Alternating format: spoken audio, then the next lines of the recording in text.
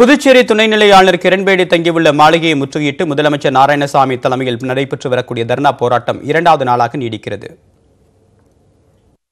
புதுச்சேரி துணைநிலை ஆளுநர் கிரண்பேடிக்கும் முதலமைச்சர் நாராயணசாமிக்கும் இடையே நடைபெற்று வந்த கருத்து மோதல் உச்சகட்டத்தை எட்டியுள்ளது. புதுச்சேரி மாநிலத்தில் ஹெல்மெட் அணிவது கட்டாயம் என்பதை சட்டத்தின் அடிப்படையில்தான் அமல்படுத்த வேண்டும் என முதலமைச்சர் தெரிவித்திருந்தார். ஆனால் துணைநிலை ஆளுநர் கிரண்பேடியின் அறிவுறுத்தலின்படி ஹெல்மெட் அணிவது கட்டாயமாக்கப்பட்டு காவல்துறை மூலம் 30,000க்கும் மேற்பட்டோர் மீது வழக்கு பதிவு செய்யப்பட்டது. இதற்கு எதிர்ப்பு தெரிவித்து நேற்று பிற்பகல் 1:30 மணிக்கு ஆளுநர் மாளிகையை முற்றுகையிட்ட முதலமைச்சர் நாராயணசாமி மற்றும் அமைச்சர்கள் கருப்பு சட்டை அணிந்தும் சட்டமன்ற உறுப்பினர்கள் கருப்பு துண்டு அணிந்தும் தர்ணாவில் ஈடுபட்டனர். போராட்டம் குறித்து தகவல் அறிந்து 1000க்கும் மேற்பட்ட காங்கிரஸ் தொண்டர்கள் ஆளுநர் மாளிகை முன்பு திரண்டு கிரண்பேடி உருவ பொம்மையை எரித்ததால் பதற்றமான சூழல் நிலவியது.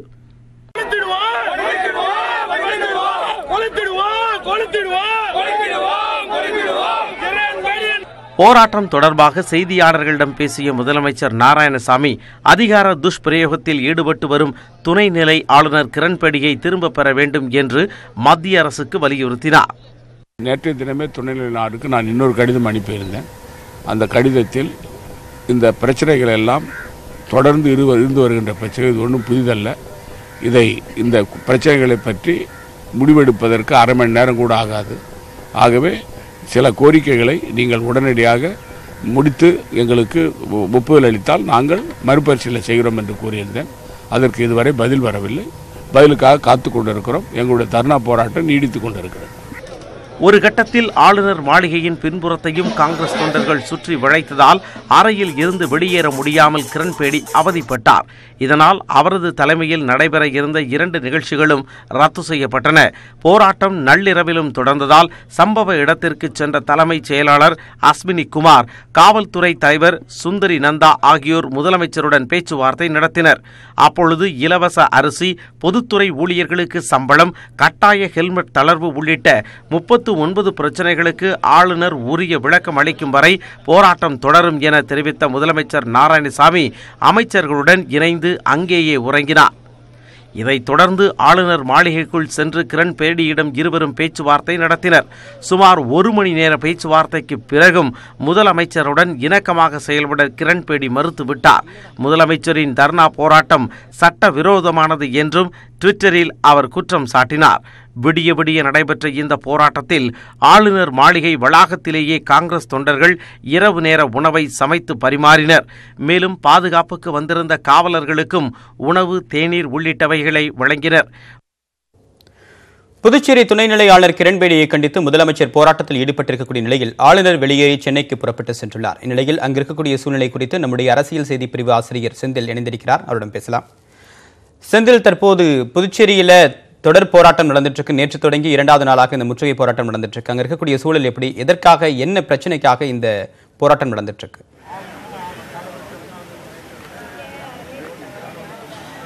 தேவப்பிரியன், இது தொடர்பாக விரிவாகவே தொடர்ச்சியாக நியூஸ் 18 தமிழ்நாட்டில் நாம் விரிவாகவே செய்திகளை தந்து கொண்டிருக்கின்றோம். 30க்கும் மேற்பட்ட கோரிக்கைகளை வலியுறுத்தி முதலமைச்சர் நாராயணசாமி ஒரு நீண்ட கடிதம் ஒன்றை ஆளுநருக்கு, துணைநிலை ஆளுநர் கிரண்பேடிக்கு கடந்த 7ஆம் தேதியே எழுதியிருந்தார். அந்த கடிதத்திற்கு பதிலளிக்க வேண்டும், அது தொடர்பாக அந்த கடிதத்தில் வைக்கப்பட்டிருக்கக்கூடிய கோரிக்கைகளை நிறைவேற்ற வேண்டும் என்பதை வலியுறுத்தியிருந்தார். ஆனால் அதற்கு செவிசாய்க்கவில்லை என்று சொல்லி நேற்று பிற்பகல் சுமார் 1 மணி அளவில் தொடங்கிய அவருடைய இந்த தர்ணா போராட்டம் என்பது நள்ளிரவை தாண்டி தற்போது வரை நீடித்துக் கொண்டிருக்கிறது.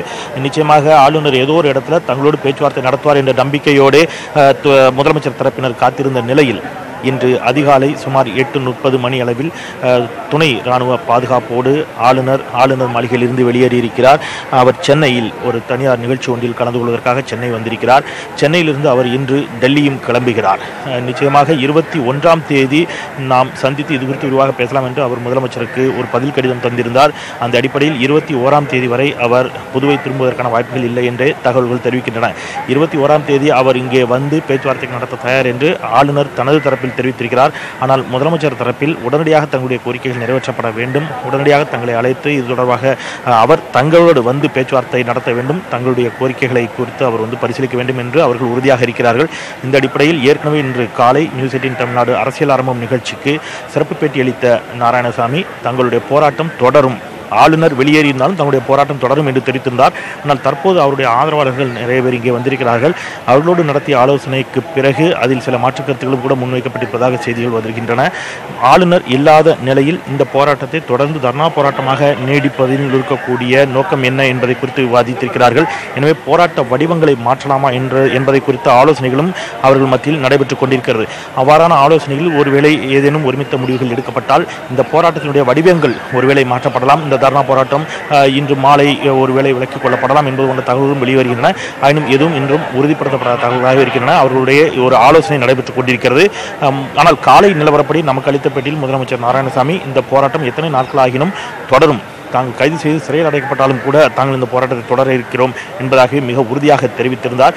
தற்போது அது தொடர்பான ஆலோசனைகள் நடைபெற்றுக் கொண்டிருக்கின்றன. ஆளுநர் இங்கிருந்து வெளியேறி இருக்கக்கூடிய நிலையில் போராட்டத்தினுடைய வடிவங்களை மாற்றலாமா என்பதை குறித்து ஆலோசனைகள் தற்போது நடைபெற்றுக் கொண்டிருக்கின்றன. தேவப்பிரியன், திமுக தலைவர் ஸ்டாலின் இன்னைக்கு தொலைபேசி வாயிலாக நாராயணசாமியை தொடர்பு கொண்டு போராட்டத்துக்கு ஆதரவு தெரிவிச்சிருக்காரு. அதே நேரத்தில் கிரண்பேடி தரப்பிலிருந்து என்ன விளக்கம் கொடுக்கப்படுது? 30 கோரிக்கைகள் கொடுக்கப்பட்டிருக்கு அரசு தரப்பிலிருந்து. புதுச்சேரி முதலமைச்சர் நாராயணசாமி தரப்பிலிருந்து முன்வைக்கப்படுது.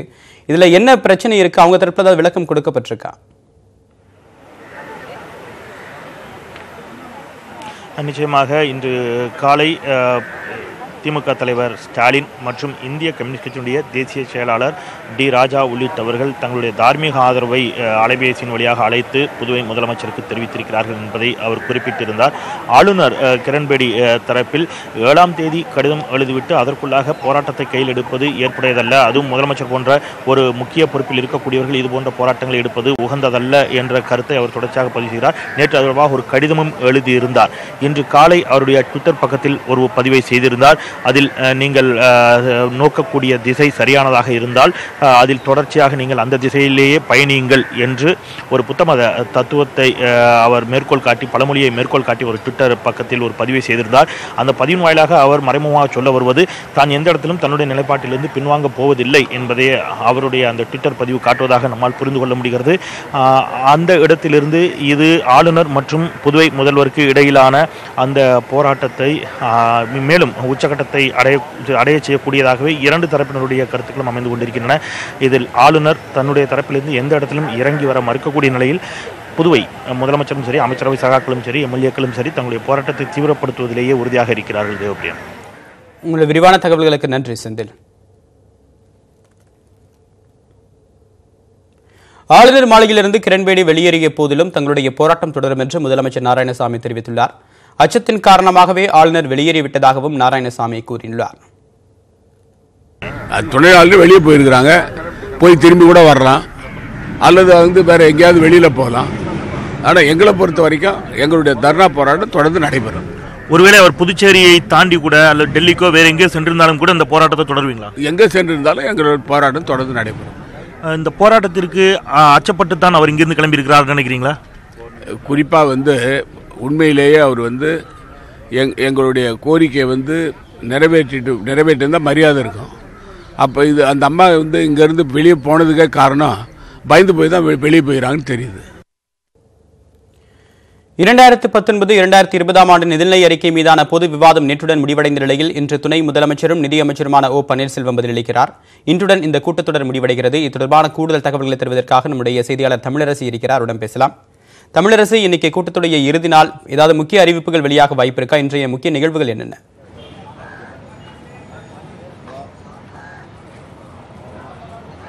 திங்கட்கிழமை முதல் நடைபெற்று வந்த பட்ஜெட் மீதான பொது விவாதம் நேற்றுடன் முடிவடைந்தது. இந்த சூழலில் இன்றைய தினம் இந்த விவாதத்திற்கான பதிலுரையை தமிழக துணை முதலமைச்சரும் நிதியமைச்சருமான ஓ பன்னீர்செல்வம் இன்று வழங்க இருக்கிறார். 10 மணிக்கு சரியாக 10 மணிக்கு சட்டப்பேரவை கூடியது. முதலாவதாக தற்போது வினாவெளிகள் நேரம் என்பது நடைபெற்று வருகிறது. குறிப்பாக இந்த கூட்டத்தொடரில் 2 முக்கிய அறிவிப்புகளை 110 விதியின் கீழ் தமிழக முதலமைச்சர் வழங்கியிருக்கிறார். அதேபோல இன்றைய தினமும் முக்கியமான 110 விதியின் கீழ் முக்கியமான அறிவிப்பை தமிழக முதலமைச்சர் எடப்பாடி பழனிசாமி வெளியிடுவார் என எதிர்பார்க்கப்படுகிறது. குறிப்பாக அரசு ஊழியர்கள் தொடர்பான ஒரு முக்கிய அறிவிப்பை வெளியிடுவார் என்ற தகவல்கள் வெளியாகி இருக்கின்றன. இதைத் தொடர்ந்து நேற்றைய தினம் அறிமுகம் செய்யப்பட்ட சட்ட முன்வடிவுகளான ஒசூர் மற்றும் நாகர்கோயில் பகுதியை மாநகராட்சி ஆக்குவது தொடர்பான சட்ட முன்வடிவு தாக்கல் செய்யப்பட்டது. இன்றைய தினம் அந்த தீர்மானம் நிறைவேற்றப்படும். அதை தவிர்த்து பிளாஸ்டிக் பயன்படுத்துவோருக்கு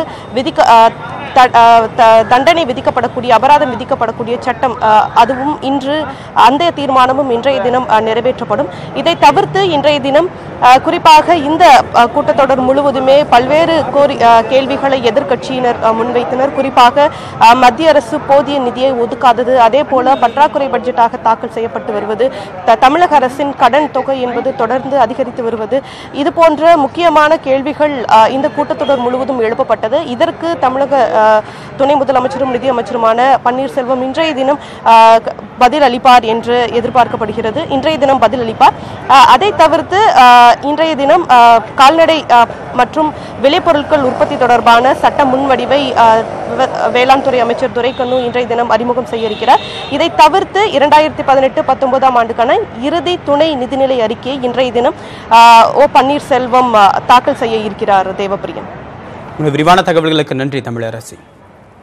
அடுத்ததாக கோவை மாவட்டத்தில் இருக்கக்கூடிய திருப்பூர் பகுதியில் சின்னத்தம்பி யானையை பிடிப்பதற்கான நடவடிக்கைகள் தொடங்கியிருக்கிறது. இது தொடர்பான கூடுதல் விவரங்களை தருவதற்காக நம்முடைய செய்தியாளர் குருசாமி இணைப்பில் இருக்கிறவரிடம் பேசலாம். குருசாமி, தற்போது நீதிமன்ற உத்தரவுக்கு அடுத்ததாக என்னென்ன நடவடிக்கைகளை வனத்துறை மேற்கொண்டிருக்கு? களச்சூழல் எப்படி இருக்கு?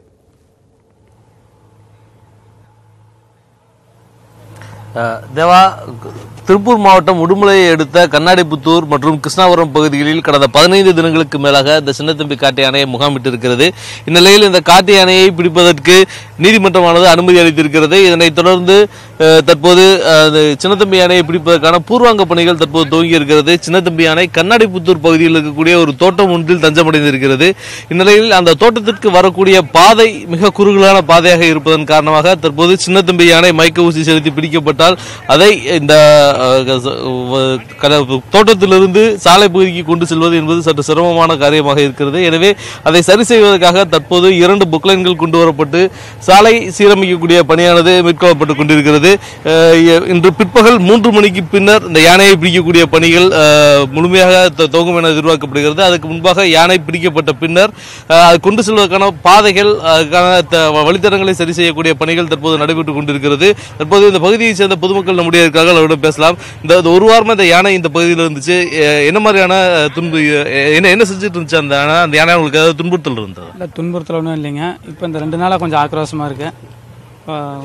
இந்த பக்கம் தான் கரும்புக்காட்டுக்குள்ளே தான் இருக்குங்க. இப்போ இந்த நேற்று கோர்ட்டில் வந்து யானை பிடிக்க சொல்லி உத்தரவு போட்டிருக்காங்க. அதுக்கு தான் இன்றைக்கெல்லாம் அதிகாரிகள்லாம் வந்திருக்காங்க. வந்துட்டு ஜேசிபி மூலியமெல்லாம் ரெடி பண்ணிட்டு இருக்காங்க. எப்படியும் ஒரு 3 மணிக்குள்ளே 3-4 மணிக்குள்ளே பிடிச்சிருவாங்கன்னு ஒரு நம்பிக்கை இருக்குங்க. இப்போ இந்த யானை இப்போ இங்கே இருக்கிறதுனால இப்போ பொதுமக்கள்லாம் கூட்டமாக வந்துட்டு போயிட்டு இருக்காங்க. இப்போ ஏதாவது இப்போ பிரச்சனைகள் ஏதாவது இருந்ததா? பொதுமக்கள் என்ன சொல்கிறாங்க? பொதுமக்கள் வந்து என்ன ஒரு சுற்றுலா தலம் மாதிரி இருக்குது, வந்து பார்க்கறதுக்கு பிடிக்கும். பொதுமக்களை வந்து எந்த ஒரு இதுவும் பண்ணுறது இல்லைங்க, பயப்படுத்துறது இல்லைங்க. அது பாட்டுக்கு இருக்குங்க. தோட்டத்தாங்களா கரும்பு அதெல்லாம் போட்டு அழிச்சிட்டு இருக்குங்க. அதான் ஒரு பொதுமக்கள் பொறுத்தவரை நாள்தோறும் இந்த சின்னத்தம்பி யானை இருக்கக்கூடிய பகுதியை பார்ப்பதற்காக கூட்டமாக வந்து சென்று கொண்டிருக்கிறார்கள். இந்த நிலையில் சின்னத்தம்பி யானையை இருக்கக்கூடிய கரும்பு தோட்டங்கள் மற்றும் வாழை தோட்டங்கள் இருக்கக்கூடிய கரும்பு வாழை போன்றவற்றை தொடர்ச்சியாக சாப்பிட்டு சேதப்படுத்தி வருவதன் காரணமாக யானையால் பொதுமக்களால் யானைக்கும் எந்தவித இடையூறும் ஏற்பட்டு விடக்கூடாது என நீதிமன்றம் அறிவித்திருக்கிறது. மேலும் தற்போது யானையை பிடிக்கக்கூடிய போது யானைக்கு எந்தவித காயங்கள் ஏற்படாமல் அதை பிடித்து வரகலையாறு யானைகள் முகாமுக்கு கொண்டு செல்ல அறிவுறுத்தியிருக்கிறார்கள். எனவே இந்த முறை யானையை பிடிப்பதற்கு பொக்லைன் இயந்திரங்களை பயன்படுத்துவதில்லை என வனத்துறை அதிகாரிகள் தெரிவித்திருக்கிறார்கள். அதே வேளையில் தற்போது 2 கும்கி யானைகள் தற்போது இங்கே கொண்டு வரப்பட்டிருக்கிறது. கலீம் மற்றும் சுயம்பு ஆகிய 2 கும்கி யானைகள் தற்போது இந்த கண்ணாடிப்புத்தூர் பகுதியில் கொண்டு வரப்பட்டிருக்கக்கூடிய சூழலில் தற்போது மேலும் 2 கும்கி யானைகள் கொண்டு வரலாமா என்பது குறித்து வனத்துறை அதிகாரிகள் ஆலோசனையில் ஈடுபட்டுக் கொண்டிருக்கிறார்கள். சம்பவ இடத்தில் திருப்பூர் மாவட்ட வன அலுவலர் திலீப் தலைமையில் 5 வனச்சாரர்கள் இந்த பணிகளை மேற்கொண்டிருக்கின்றார்கள். தேவா, திருப்பூர் மாவட்டம் கண்ணாடிப்புத்தூர் பகுதியில் இருக்கக்கூடிய சின்னத்தம்பி யானையை பிடிப்பதற்கான நடவடிக்கை தொடங்கியிருக்கிறது. இது தொடர்பான கூடுதல் விவரங்களை நம்முடைய கோவை செய்தியாளர் குருசாமி வழங்க கேட்டும். உங்களை விரிவான தகவல்களுக்கு நன்றி குருசாமி. அமெரிக்காவில் மருத்துவ சிகிச்சையை முடித்துக் கொண்டு தேமுதிக பொதுச் செயலாளர் விஜயகாந்த் நாளை மறுதினம் தமிழகம் திரும்புகிறார். இதனைத் தொடர்ந்து நாடாளுமன்ற தேர்தலுக்கான தேமுதிகவின் கூட்டணி பேச்சுவார்த்தையும் தீவிரமடையும் என்றும் எதிர்பார்க்கப்படுகிறது. குரல் பிரச்சினை மற்றும் உடல்நல பாதிப்புகளுக்காக அமெரிக்காவில் உள்ள மருத்துவமனையில் தேமுதிக பொதுச் செயலாளர் விஜயகாந்த் 2வது கட்ட சிகிச்சை பெற்று வந்தார்.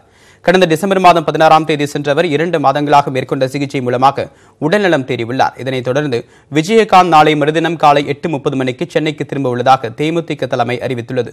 சென்னையில் விஜயகாந்துக்கு உற்சாக வரவேற்பு அளிப்பதற்கான ஏற்பாடுகளை கட்சி நிர்வாகிகள் செய்து வருகிறார்கள்.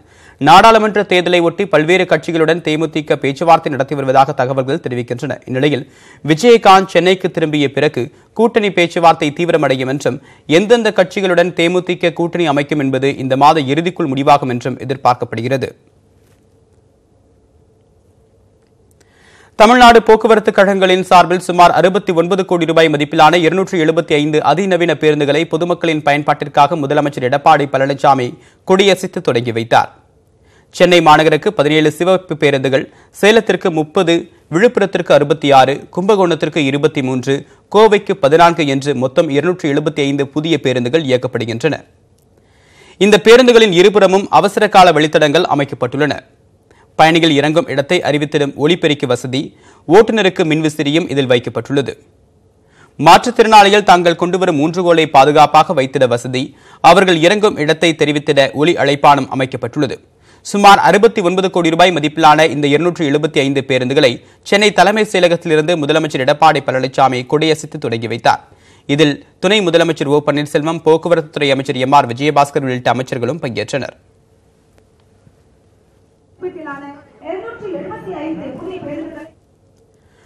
குறைந்தபட்ச செயல் திட்டத்தை உருவாக்கி தேர்தலுக்கு முந்தைய கூட்டணியை அமைக்க ஒப்புதல் பெறப்பட்டுள்ளதாக மேற்குவங்க முதலமைச்சர் மமதா பானர்ஜி தெரிவித்துள்ளார். இந்த கூட்டணியில் முதற்கட்டமாக 15 கட்சிகள் இணைந்திருப்பதாகவும் அவர் கூறியுள்ளார்.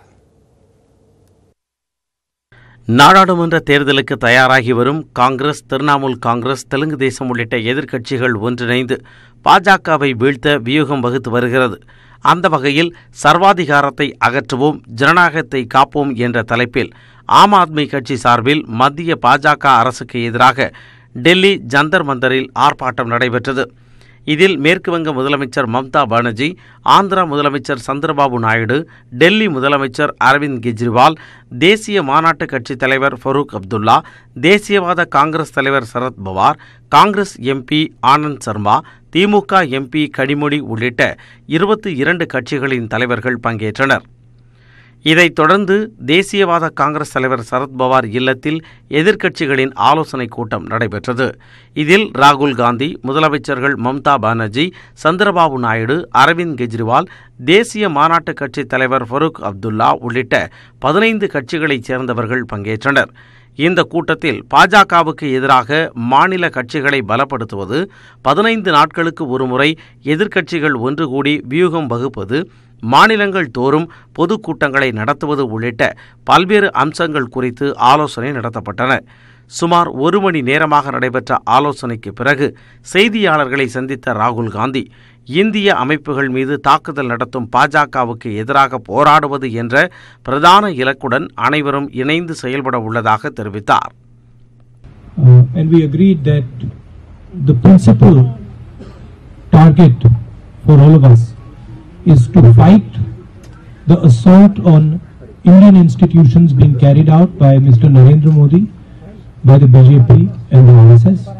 We've all agreed that we are going to start a conversation about a common minimum program. We're going to start putting together the pieces, and that discussion is now beginning, and we have a commitment that we're all going to work together to.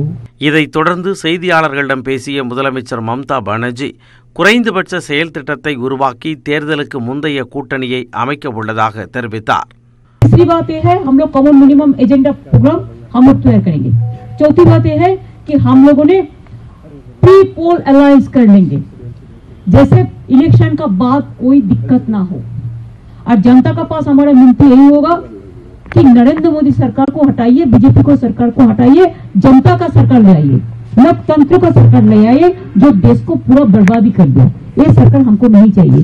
Narendra Modi हटाओ, देश बचाओ, BJP हटाओ, देश बचाओ. மக்களவைத் தேர்தலுக்கு முன்பு முதற்கட்டமாக 15 கட்சிகள் ஒன்றிணைந்தது மோடிக்கு எதிரான வலுவான கூட்டணியின் அச்சாரமாக இருப்பதாக அரசியல் வல்லுநர்கள் கருதுகின்றனர்.